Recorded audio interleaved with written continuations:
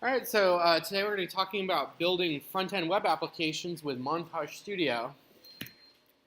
I'm Ryan Paul. I work for Montage Studio in developer relations, and my Twitter handle there is SegFault. So if you want to look me up and ask questions later, you can feel free to do so.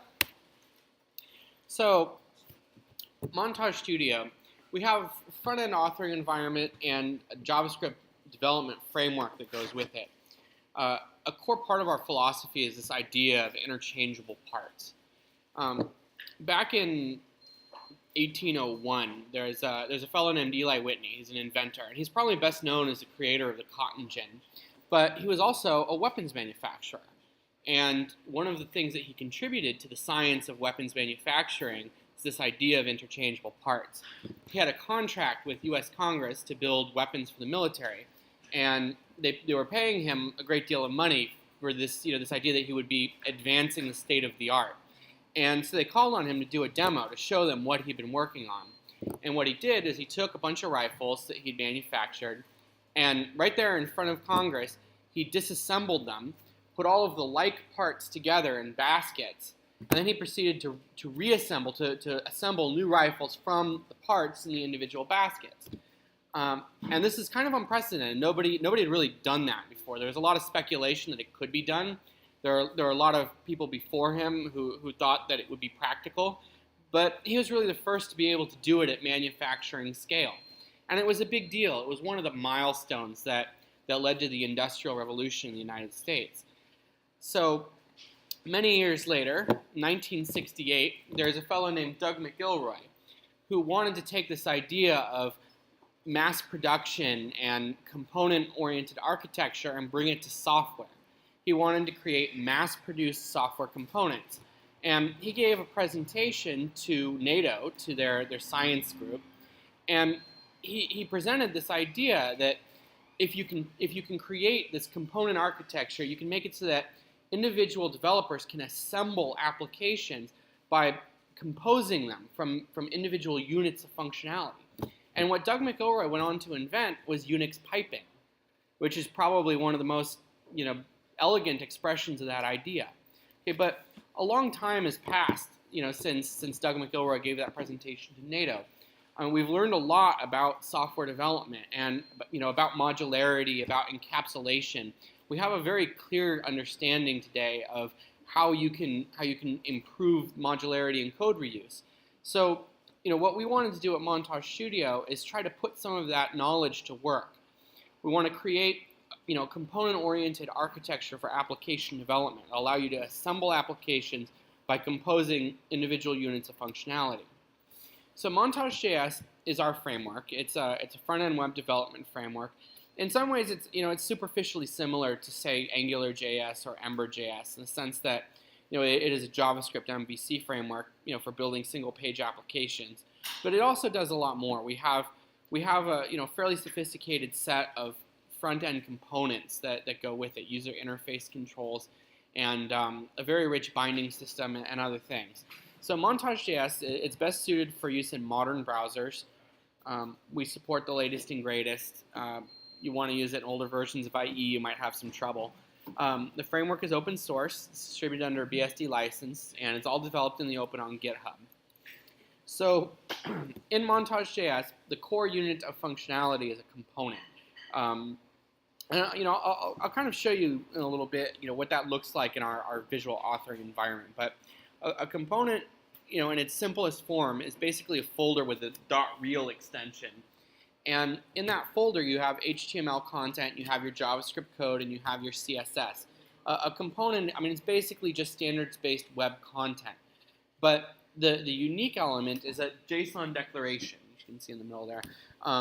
And what we've done, unlike Ember or Angular, we don't want to have any application-specific logic in your markup. So we have this declarative JSON-based structure that you use to define the contents and behavior of your component. And in that JSON declaration, you basically have all of your data bindings, and you have the it's basically like a serialization of an object graph of all of the JavaScript objects that are in your component that are instantiated. Um, so we have a component called a flow that allows you to basically display elements in 3D space along a curve. And I'll show you what that looks like in a little bit. It's hard to understand without seeing it. But what you're looking at here is the JSON representation of this flow component. You know, in your component declaration, this is what it would look like. And you can see that there's a lot of complex JSON, but the basic idea is that you have this path, and the path has what we call knots, which are points in 3D space, you know, with XYZ coordinates. And then we flow all of the elements through that path along those points. Now, you might wonder, like, what would that look like if you were to visualize it, you know, on top of this JSON representation? And what it would look like, you know, is a whole lot like a path in a vector art application. You'd have handles, you'd be able to drag the path around, and then you would have, you know, that triangle that looks like a camera, like if you've ever used Blender or a 3D authoring app. You have a camera that's like a perspective on that path. So, you know, what we've done here, we have this JSON representation of, you know, these higher level components and objects, and then we've created a visual authoring tool that allows you to manipulate the JSON as data. So here we've got a big word, homoiconicity, and the underlying idea here is that your code, your application logic is basically data. It's mutable. It can be manipulated and parsed and generated as data. And that's what our Montage.js component declaration is. It's basically your application logic, but in the form of data that you can manipulate programmatically. So that's kind of a weird concept, but I'm going to show you in a little bit what that looks like, and I think that it'll be a lot clearer. When we set out to build this visual authoring environment for composing your Montage.js application, we kind of wanted to go back to the drawing board. There's, you know, web developers use a lot of tools. We use command line tools, we use preprocessors, we use text editors, but there's not a lot of like visual authoring, like the same way that you get in native application development. And the reason why is there's a bit of a stigma against those kinds of tools in web development. And if you go back to the early days of visual web authoring, it's kind of easy to understand why. There was this whole generation of WYSIWYG HTML authoring tools that basically looked like word processors. They were terrible, absolutely terrible to use. They produced awful code, and the whole paradigm was just not practical. So what we wanted out of our visual authoring tool was a way to exploit this concept of your application logic as data. And we want to be able to let you manipulate it as such. So what I'm going to show you next is actually what that looks like. We have a visual authoring tool that's on the web. It's at montagestudio.com. And it runs entirely in the browser. And this is basically it. So I'll show you now. This is a very simple application. Let's see if I have to refresh.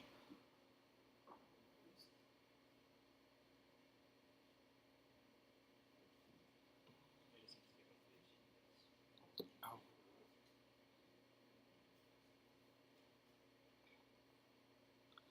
Let's try this. I think this will work. Yeah.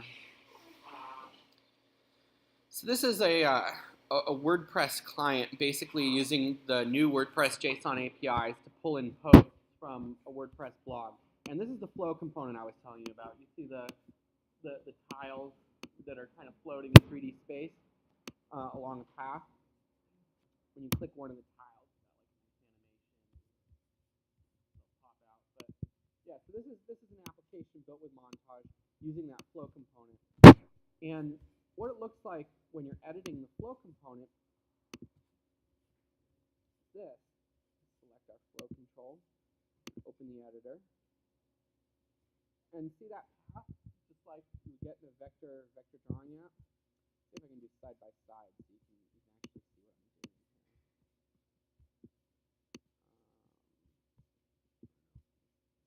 Low resolution, this will work, but there we go.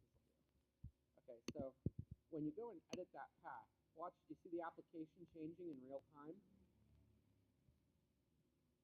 We've created a visual editor. All it's doing is manipulating that JSON representation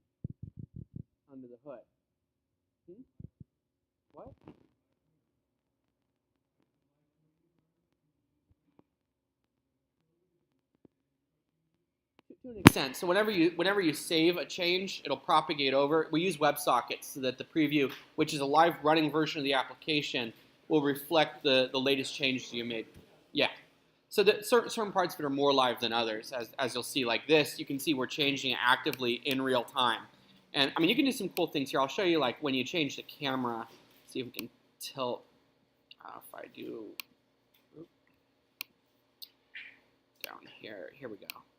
So let's manipulate the camera. You can see that you can get.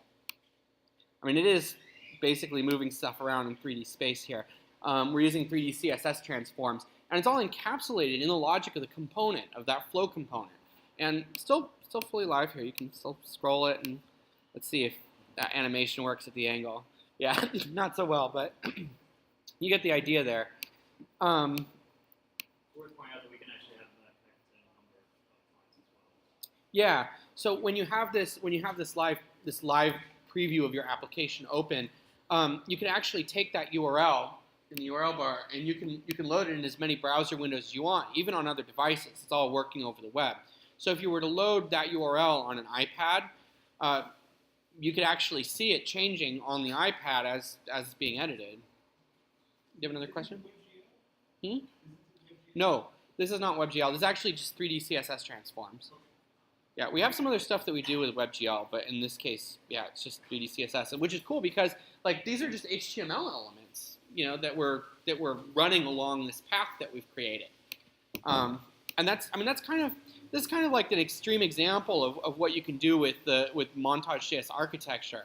You know, because again, like all of the logic to do this is encapsulated, fully encapsulated in the component. So you get a lot of power and flexibility, and you can take conventional web content and other Montage components and apply these apply these transforms to it. So that gives you an idea, of where you can go in the most extreme case here. And I'll show you again what that looks like in the editor. So this is a flow editor, but what you see here is Montage Studio. On the left-hand side, these are the resources or assets that are part of your project. You have each of your components, those .real files there, and each one on the inside has CSS, HTML, and JavaScript that you could edit. But when you open the reel itself in the editor, you get this visual interface, and each component that's instantiated or each control that's part of the components that's instantiated in the application is represented by a block in that left-hand side there. Okay, like here's an individual post from that WordPress demo, and here's the flow itself. Yeah, and here's a card, like one of the cards inside the flow. So you can see that when I move my cursor over the components in that component declaration pane, that it highlights HTML, equivalent HTML element on the other side. This is basically a representation of the DOM. And individual components that are visual are attached to DOM elements. They're also non-visual components. Like if you look at the top here, we have this WordPress connector component, which is responsible for pulling in the data from the WordPress blog. But a visual component, like say the card, has an equivalent HTML element that it's attached to. So what you're looking at here is on the left-hand side, this left-hand pane is a visual representation of the JSON component declaration, and on the right, it's a visual representation of the declarative HTML DOM. So we've given you an ability to manipulate these visually, but it's just data under the hood. So like you can move your DOM nodes around, whatever, and you can modify the properties of the element. Like here in our WordPress connector, it exposes this host property, which is the URL that it's pulling the WordPress data from, and then some other attributes there that customize what data we're sucking in. So when you have a component that exposes properties, you can visually edit them in the authoring environment itself. And in some cases, like the flow component, which is a very specialized control, we have custom editors that allow you to manipulate it in a more specialized way. So that's a basic layout, how Montage Studio fits together. I want to build an application here so that you can see, like from the ground up, so that you can see what that process looks like in a more step-by-step kind of way. So I don't know if anybody wants to follow along, or I guess it might be a little tough, but if you go to montagestudio.com,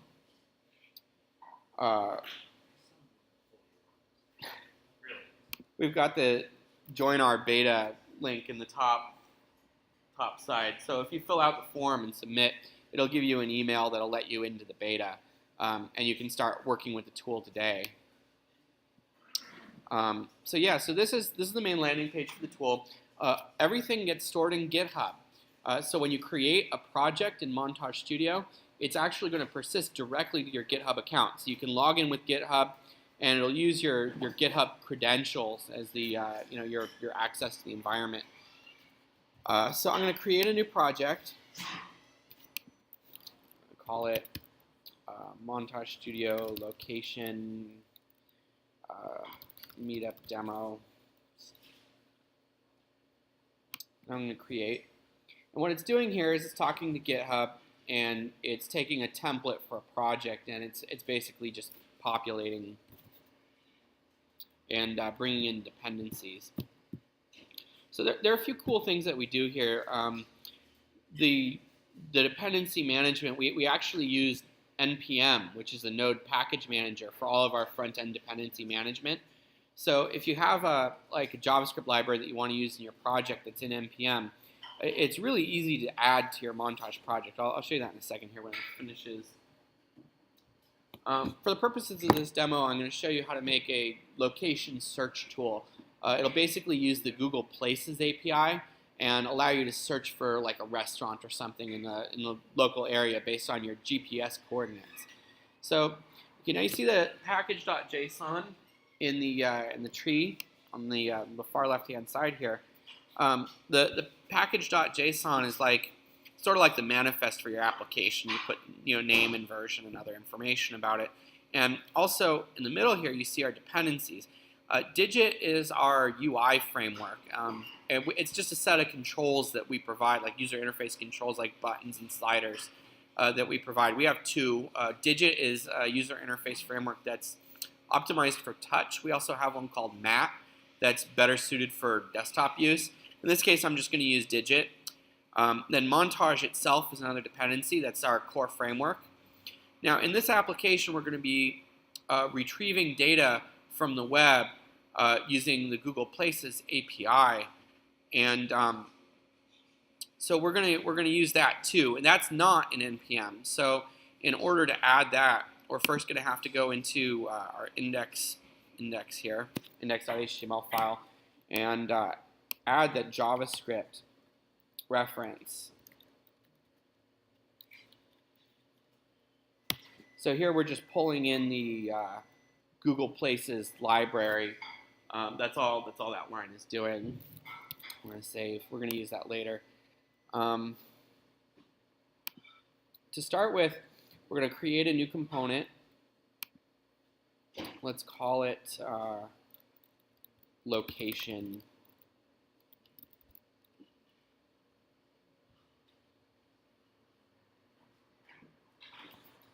Okay, so now it's instantiated on the side there, and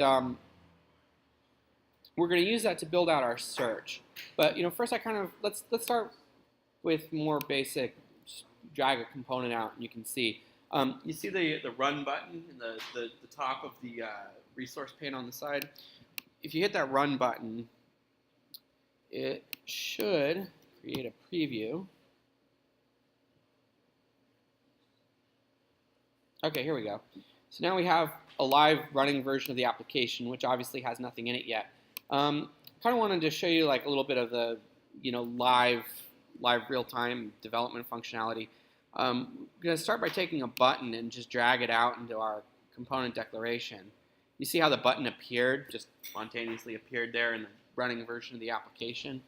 A lot of the interaction, like I showed you the real-time changes with the flow earlier, but a lot of interaction with this development environment. You'll see your changes propagate live into the preview. So now we've got that button. Let's wire it up and make it do something.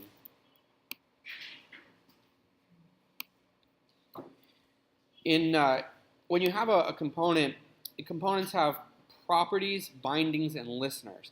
The properties you'll see in this property inspector on the side here.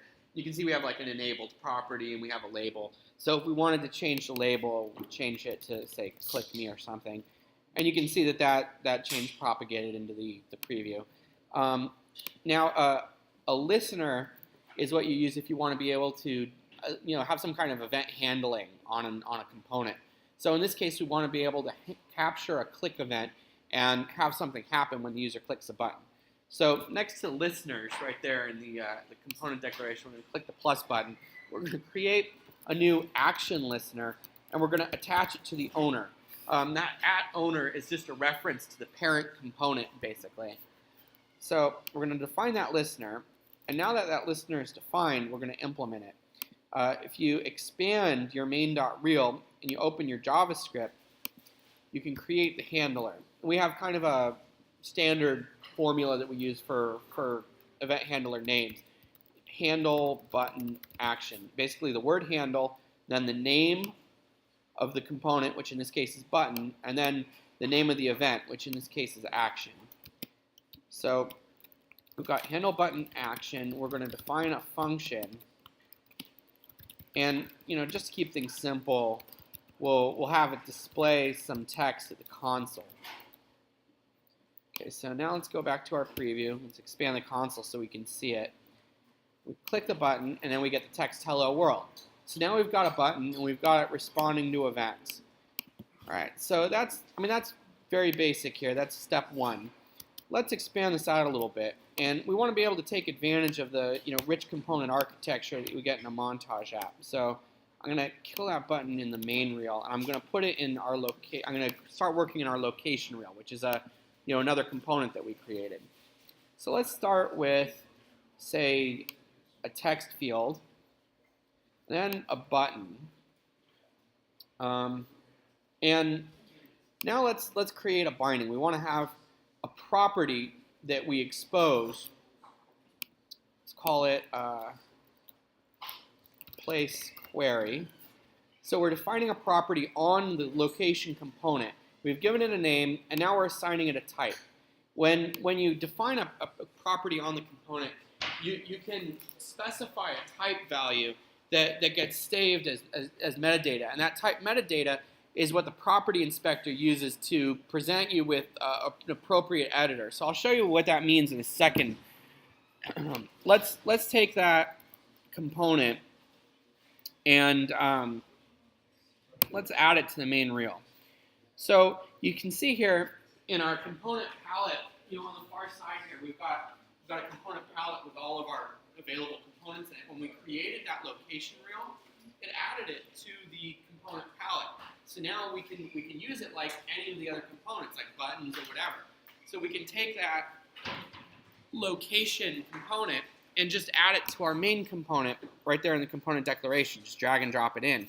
And that location component, it contains the button and a search box that we just created. So all the stuff that's encapsulated in location.reel, when you add that location component to the main reel, it's bringing all of those elements in. Okay, so now what we're going to do, we're going to take this place query property that we've created, and we're going to attach it to the text field. So to do that, we use a binding. So data bindings basically allow you to connect a property from one object to another, or from one component to another. So if you're pulling in data or whatever, and you want to display it in your user interface, you typically do that with bindings. You also use bindings to make it so that your user interface controls are attached to properties on your components. So in this case, we have this place query property that we've created on the component. We want to attach it to that search box. So we're going to take the value, which is the actual contents of the text field, and we're going to attach it to that place query property on the parent component. You can see that our tool here is doing some auto completion. So that it knows that we have that place query component, and it's going to suggest it for our binding. We're going to make that a two-way binding. which means that it's bidirectional. When you change it one place, it'll change in another.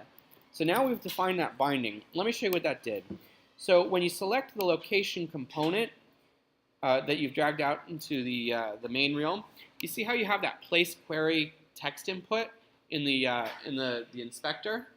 We've taken that property that we've exposed from our component, and we've made it so that you can edit it when you select that component wherever it's used. And whenever you change that, so let's say I type something in here. Because of the two-way bindings, that value will appear in the text box because we've bound that property to the text field. Is that making sense to everybody so far? Anybody have questions? Good? Okay. So, I mean, you can see that the way that we allow you to expose properties, you can use it to expose internal functionality of your components and make it so that it's easy to edit externally in a really simple, clean way. And if we were to go into that location reel and then change the type, like let's say we wanted our place query thing, let's say it was something else, we wanted it to be a Boolean.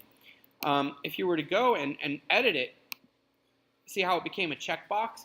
We're using that type metadata to control how the editor is presented in the property editor. So this is a text field, so we'll put that back to string. Okay, so now our next step, we want to start playing around with location stuff. This tool is going to be location search, and it's going to use your current GPS coordinates as the basis for basically showing things around you. So for starters here, we want to be able to pull in your GPS location. We're going to open up that JavaScript file in the location reel, and what we're going to do is have a function that gets evaluated when the component is fully loaded. So I've got the full text here, so I'll have to type it all out. Okay, template did load. That method, basically what it is it gets called when the component itself finishes loading, as I said. So this will happen automatically when the application is running. And let's kill that for now. What we're doing in here is using browser geolocation APIs to get the current position, and then we're going to set your latitude and longitude on properties on the component. So let's actually add those properties now. We're going to add a let's see, latitude and longitude. Let's make those numbers.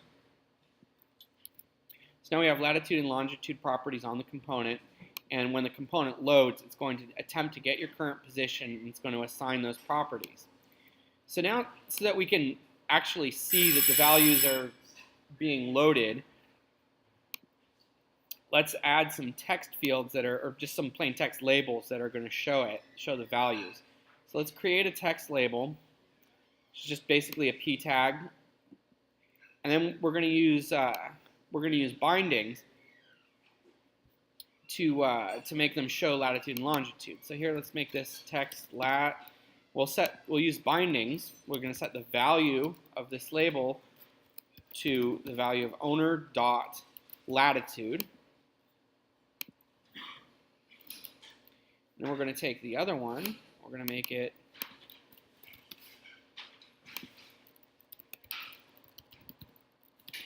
value owner dot longitude. Okay, so when those values pull in, it should show it. Here we go. Okay, so when you use the geolocation APIs, it'll prompt you to ask you if you want to allow the browser to grab your computer's location. So we're going to hit allow. Okay, then let's see. It should show the location text fields there, assuming the GPS is working. There we go. So now we have latitude and longitude. And you can see that because the properties are bound, the values appeared in those text boxes as soon as those values were assigned to the properties on the component. Okay, so now we've got basic location awareness. The next step is to bring in the Google Places API and use that to do location search based on that latitude and longitude coordinate. So in our JavaScript, we're going to add another function.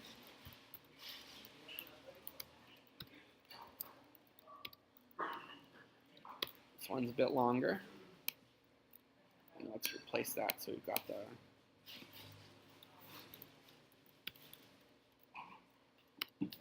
Okay, so in our template did load function, we're creating this property called place service that basically just loads the Google Places API. There's this kind of weird thing the Google Places API does.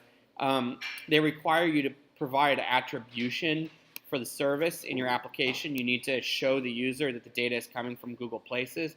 They require you to do that with an image. So I'm going to add an image to the application. And we'll set the source property of that image to the, just basically a Google logo so that the user can see that the data is coming from Google. Let's see if that shows up, or if I broke it. And you have to pass that image element into the Places API when you instantiate it. So what we're doing here is we're reaching into the component declaration, we're getting that image component, and then we're getting the HTML element that's associated with it. We're providing that as the parameter when we instantiate the Places service, because it's what Google requires you to do. There we go, left out a comma. Okay, so now we have our handle button action. When you click that search button, what it's going to do is get your location. It's going to take that latitude and longitude property that we've already populated when the template load or when the component loaded, and we're going to create a Google Maps latitude longitude object with that. Okay, then we're going to create the properties for our request. We're going to do a search within a certain radius, and we're going to use the value of the text field. We're going to do a location search, and we're going to look for things of type restaurant. So we're going to find a restaurant within this radius that matches the query value. So what I did here using template objects.textfield.value, I'm reaching into the component declaration and getting the value out of that search box. But we can actually simplify that because we have a binding between that text field and the place query property. So we can actually just use that place query property directly. We're going to do this.placeQuery. Okay. So now this is going to do when you click that button, it's going to do a request to Google Places API. It's going to take the result and it's going to assign it to a results property on the component. So let's just make a results property, which is going to be an array of objects. And to keep things simple for starters, let's dump it out at the console just so we can see and make sure that it's all working.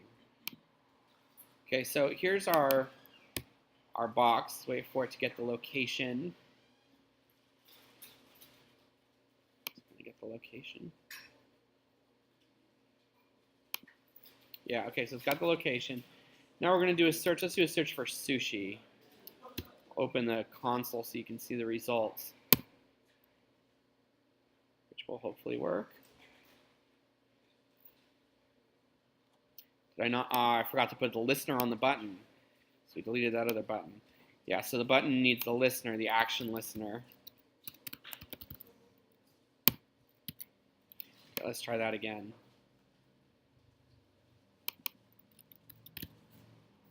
Wait for it to get the location.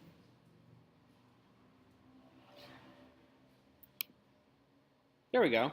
Okay, so now you can see that we got back a bunch of objects. And each of these objects is returned by the Google Places API. It gives you certain data. It gives you the name of the place. This is a sushi and sake bar. Then it gives you the vicinity, which is basically an address. So we want to be able to display those in our application rather than just echoing out at the console, right? So now we're going to add some components to the application that will show those values. So whenever you have repeating elements, you use a component we call repetition.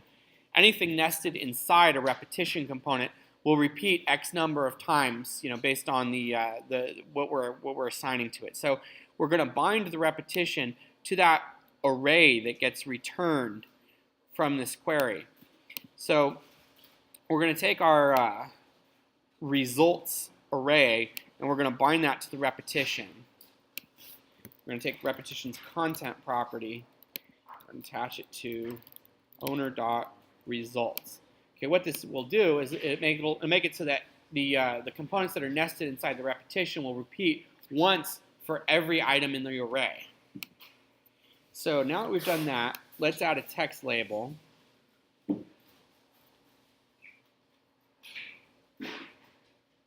Let's put it in LI, I guess. And we're going to attach it to the repetition. So the value is repetition iteration.object.name. So we have that name property on the object, and we're going to bind to that. So basically, we're binding to the value of the current iteration of that repetition, and we're going to take the name property. So let's attach that.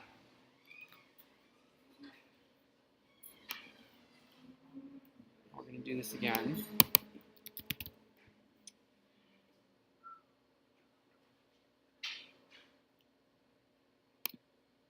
There we go. So now you see we've got a list of all the restaurants. Very simple. It repeated it once for each object. Now, this gets kind of fun. If you were to do another query, like let's say pizza,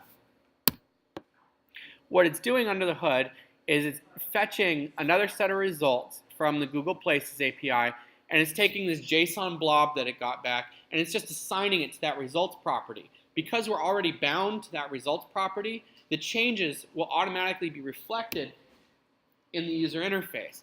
So our binding system is pretty cool. You can bind directly to JavaScript objects. You don't need to tear apart the return data and wrap the fields that you want to observe. Basically, it's all observable.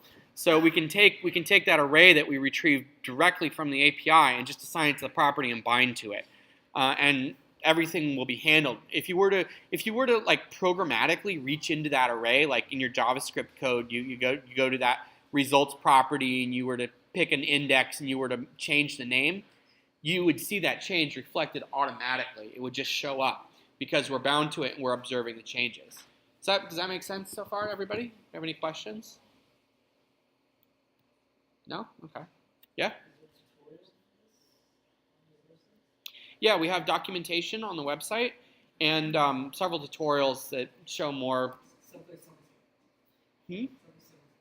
Yeah. Yeah, and the code, there is also the code for this on GitHub. Like, so if you wanted to like fork this project and open it in Montage Studio, you can do that. I'll show you guys the address for that at the end. So you can actually open it in Montage Studio yourself and edit it and play with the values in the code. Yeah. So okay. So now that we've got the name of the restaurant, let's add the address too. Let's change the. Let's see what we want to do here. Let's change it so it's not a UL.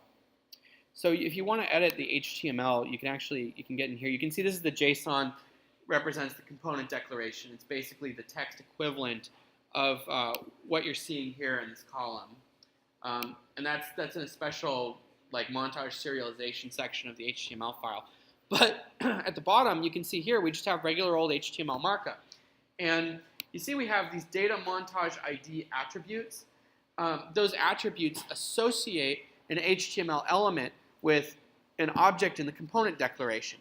So if you look at our location.real, you can see that we have a specific HTML element, like the text field is associated with that input, and that's all that attribute does is it creates that association. That's effectively how that association is defined. So now in this HTML, we can tweak the markup however we want. So like, for example, for our repetition, I'm going to make it a div instead of a UL.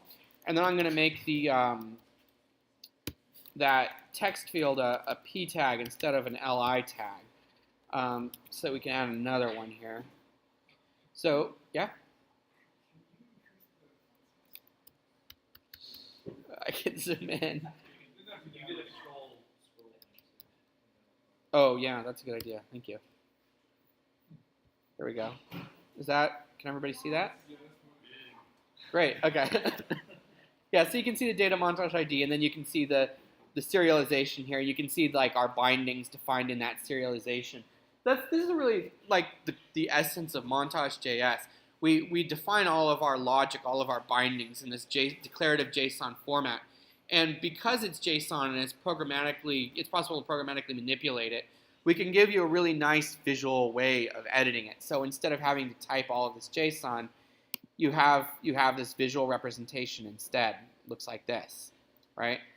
So now you saw what we changed. We made those changes to the markup. It's reflected here. We turned it into a div and a p tag. It's reflected in our visual representation of the DOM. Let's add another text field. And this one, we're going to bind to that vicinity property. Remember, we had the address and that vicinity property. We're going to use that. So we're going to take the value of this text label. We're going to attach it to repetition, the current iteration, and then the object at that current iteration, and then the vicinity property.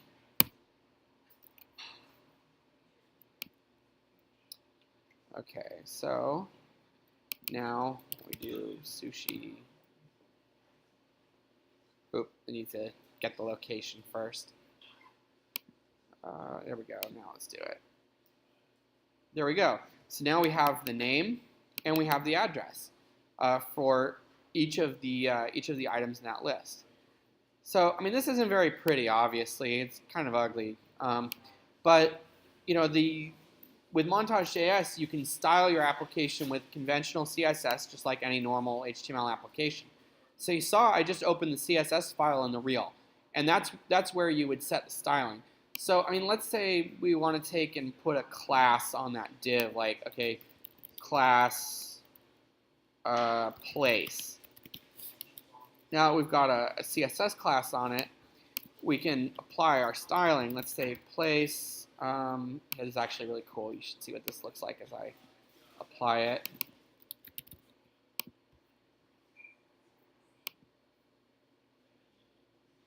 Okay, so watch what happens here when we add styling. Background color green. You see it applies to CSS instantly. Let's add some padding and a 10 pixel margin. Yeah, so did I put it on the... Yeah, so we basically just applied some styling to the whole list. You see the CSS changes get propagated in real time. So that's a lot of fun. That's one of the nicer things that we've got there. So you can apply styling. It's really easy. It's just normal CSS. And you can make it look however you want, you know, like any other web content. So, you know, now that I've gotten to the, you know, basically showing you the functional nuts and bolts of how you build this step by step, I kind of want to show you like next step, you know, if you were to take this and expand on it and build a full application with more elaborate styling, what it would look like.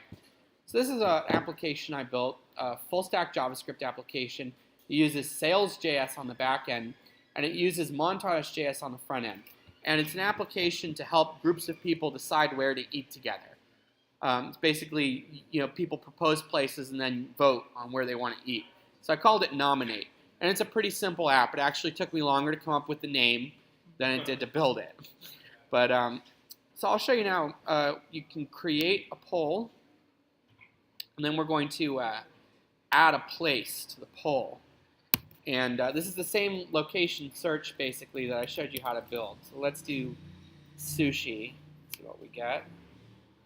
So now we're showing you all of the locations. This is really the same underlying stuff. With our component architecture, you can take this unit of functionality you created, this place search, and embed it in any Montage application, and then wrap stuff around it, reach into it, access those properties, and work with it however you want. So what you see here are tiles that represent the places that came up in our search. We have a plus button in the tile that you can click to add it to our poll. So let's add a place to the poll. Let's do a few of them. Oop, I'm not gonna. There we go. Oh, okay. So we've got some places in our poll, and now you can vote.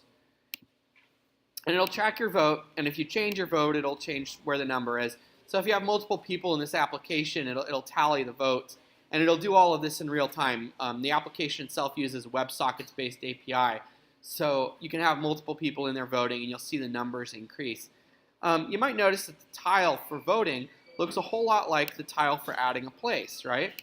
So what I did was I made a component. I made a tile component that has that address and that name property bound, and all you have to do is pass it an object with the properties, with the name and the vicinity properties, and it'll display it. Now you may notice that the tile looks a little different in the poll view versus the add view. It has a different button. In Montage.js, that we have a template replacement mechanism.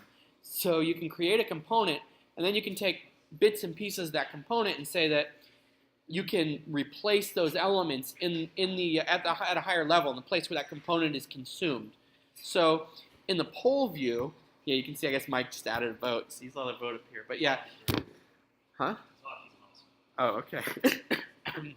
Yeah, so in the poll view, we added a vote button, but in the search, we added a plus button. And it's the same component, it just has that slot where you can nest an object and then it'll automatically fill it in. So, we have some neat tricks like that we do with the component architecture to get you a lot of encapsulation and code reuse and make it so that you can tailor your components to the individual context in which it's being used. So, this is a pretty simple app, but there's some fun things going on with the data bindings. When I was showing you step-by-step how to build that location search, the bindings were all really simple. We were just taking properties and exposing them to the control, right? But our data binding system lets you do a whole lot more. You could actually slice and dice data with it in some really compelling ways. Like you can take an array and you can find the largest value in an array.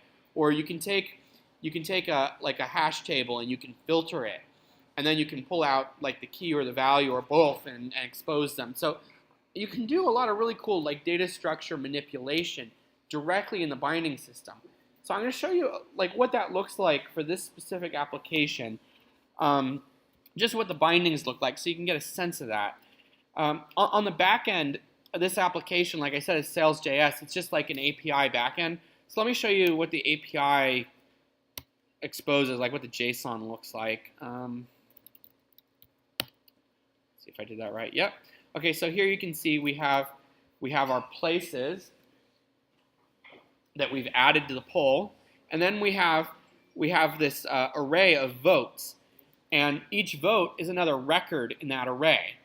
And when you look at you can see the user, so like an anonymous user versus a user who's logged in, and then you can see the place ID that goes with that vote. Okay, so what the application is doing when it displays the numbers next to each of those tiles, it's basically pulling in that data and slicing it down. So I'll show you what the binding looks like. See if I go to my GitHub repo, I can get it fast that way. Nominate.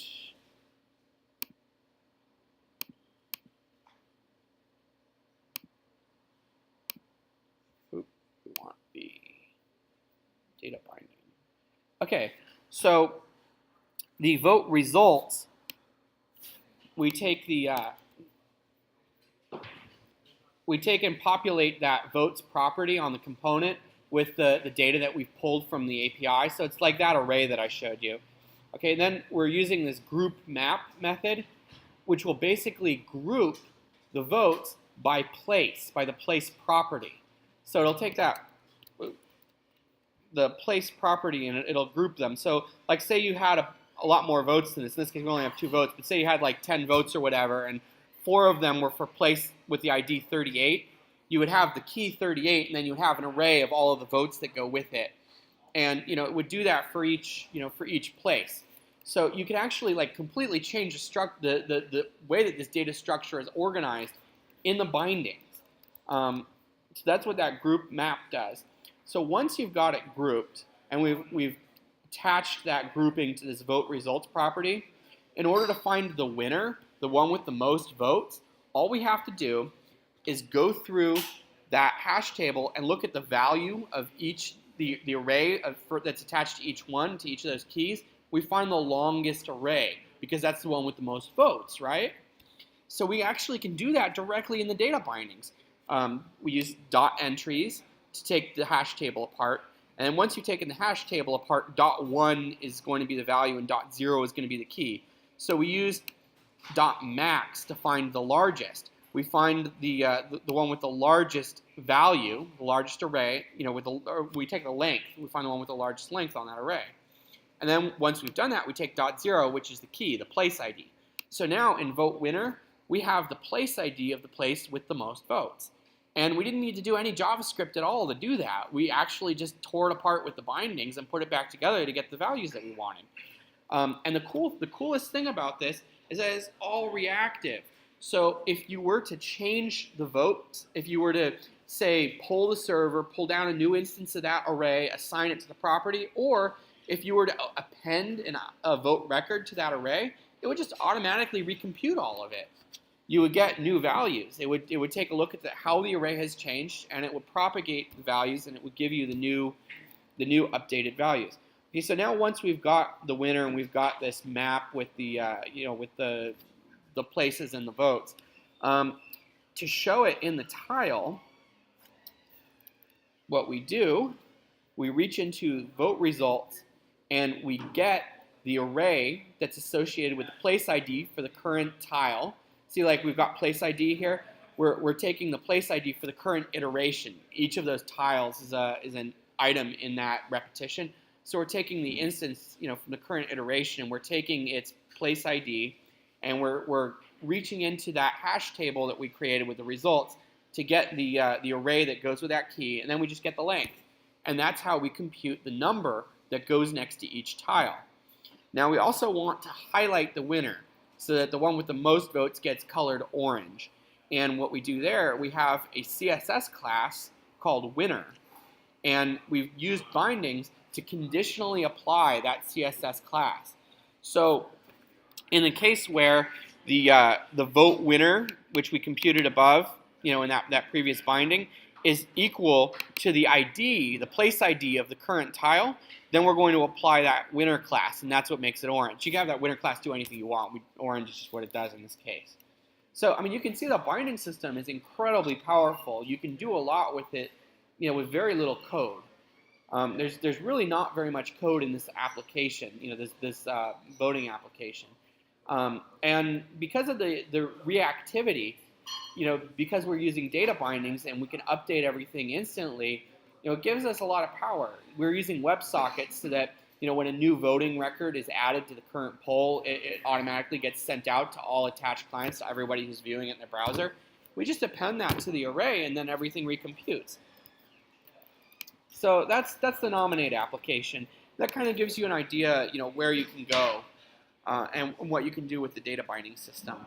So I've shown you that. I've shown you the WordPress demo, and I've shown you how to build an application. I'm going to show you one more thing real quick, another demo that we have. One of the things that we really like about our component system is that pretty much anything in the page can be wrapped with a component. You can manipulate anything. And one of our favorite demos, what we've done is make it so you can manipulate the contents of a WebGL scene using data bindings. So this is our EcoHomes demo. And to build this EcoHomes demo, the way that it works internally, we have a scene that was created in like Maya or 3D Studio Max or some 3D authoring tool. They created like the whole scene in that authoring tool and then exported it. Then we took that scene and we converted it to a JSON-based format called GLTF. GLTF is being standardized by Kronos, which is the same group behind OpenGL and WebGL. And it's basically like, a runtime data format for 3D assets. And it's great for WebGL stuff. So we can load that JSON data and render our 3D scene. We have a Montage component that renders the 3D scene. And then we can make it so that you can attach a component to individual elements in the scene by their ID. And once you've done that, you can programmatically manipulate them. So we made it so you can use CSS to do transforms on individual items in a WebGL scene, and then use data bindings to apply or remove those transforms. So I'll show you like a simple example of that.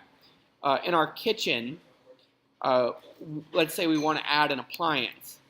We can click these radio buttons, and it's changing the 3D scene. It's basically applying like a hide class to the ones we want to hide and show showing the ones that we want to show. So it's manipulating the scene with data bindings, and that's all it is data under the hood.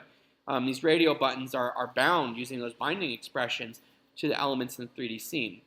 So we also have laundry. We can toggle a washer and a dryer, or we can also manipulate like the material we use on a surface.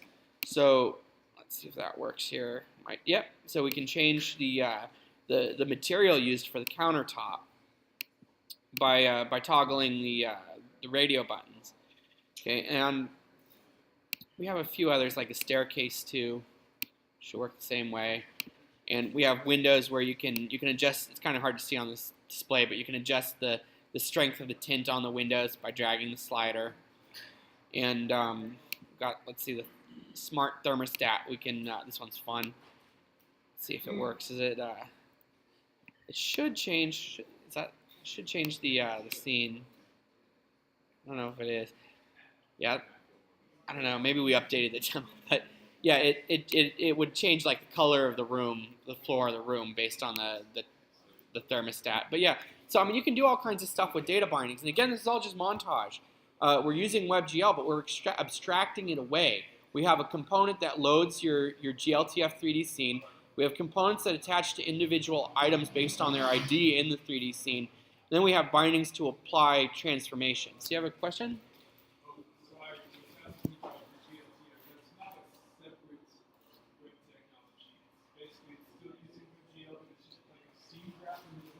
Yeah, so GLTF is basically just a format. It's like it's very similar to Collada. It's almost like a JSON version of Collada. So it's like a format for data. So I don't know if anybody here is familiar with Collada, but when you're working with a 3D authoring tool like Maya or 3D Studio Max, they have a format called Collada that's an industry standard that's used for data interchange between authoring applications. So if you save it in Collada, you can import it into another application, right? So the problem with Collada is a very heavy XML-based format, and we kind of needed something that's lighter, that maps more directly to what the 3D objects are going to look like in actual runtime usage. So you convert them to GLTF, and it is basically just a data format. It's a JSON representation of the 3D data of the 3D model, and then we load it, so you don't have to have browser support for it or anything.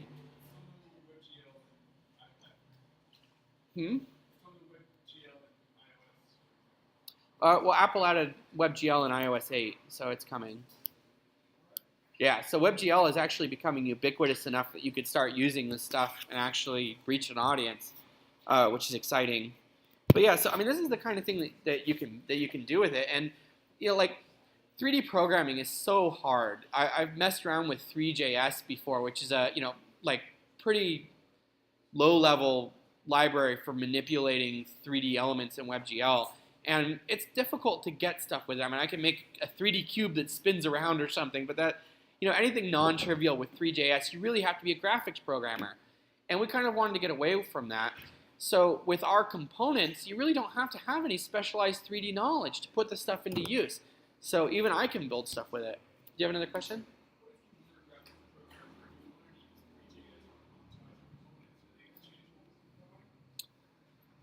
I imagine they'd clobber each other if you tried to use them in the same scene, but We haven't tried. Yeah.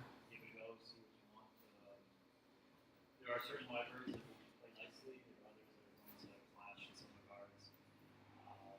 What's where the GLTF is actually now something to load directly into 3JS, so it's not too much of our own device. So, Yeah, it's a standard. So. Yeah, so I mean, you could at least reuse the same 3D assets. You could probably take something like 3JS and actually put it into a rendering view. Actually, one of the reasons I was concerned about it is its fallback, which is useful for iOS. But if that's coming in iOS 8, then that kind of Yeah, it solves the problem. Yeah, we're pretty excited about that. We at WWDC, Apple had a whole session about WebGL where they were talking about how developers can take advantage of it now that it's available in Safari. And they actually showed this demo. They showed 2 of our demos to their developer audience at WWDC. So we're very proud of that. But I think, I mean, 3JS serves its purpose. There are a lot of cases where you need to be able to have that low level control over the 3D scene programmatically. But for a lot of cases where you just want to incorporate 3D content into your application, your web application, you really shouldn't have to be a graphics programmer to just get a 3D model in there and be able to manipulate it. So that's kind of what we've enabled here. That was kind of our goal with these components. So we have a 3D viewer component. We have other components for manipulating the stuff. And it's easy enough that somebody with no prior experience with WebGL can use it. But again, suppose you are working with WebGL and OpenGL, can you get them to work with shaders and so forth? We haven't exposed. Yeah. Portions of that, you can have a GLSL thing in here, we will load it. The view you're looking at there is its own rendering engine. So you can look around. Really, if you want to go dive down to 3JS level 2, then you're probably better off using 3JS for that, or again, trying to put it into a component. Right. The GLTF there. I mean, the tack we're taking is this is much more into CKit. Coco is a higher level. You're working with the meshes and the nodes, not drawing lines. Yeah. I don't think we mentioned it. It's all JavaScript, so you certainly it's not a whole bar, unfortunately. Yeah, I mean, if you wanted to do low-level stuff, you could make your own components that integrate with our component ecosystem. And there are in modules that work even if WebGL Yeah. But yeah, for cases though, we're really what we're targeting here is the cases, somebody wants to be able to take something from Maya or SketchUp and display it in a web application and then be able to manipulate the individual pieces of it. That's kind of what this is optimized for, and it works very, very well for that.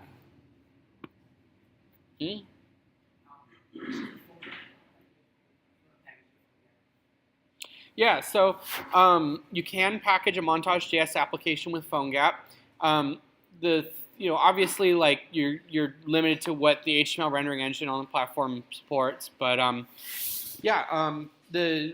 did an experiment recently where I took a Montage.js app and I wrapped it in a native shell using Swift and UI WebView basically, and just put it on an iPhone, and it just works. I mean, when you build a Montage.js app, we have like a module loading system that's fairly sophisticated, and all of those components get loaded in as modules at runtime, and that's a lot of requests. So what we do to simplify that in order to reduce the overhead when you're loading, we have a compression tool called Mop that will basically consolidate all of it into like a minified bundled set of assets.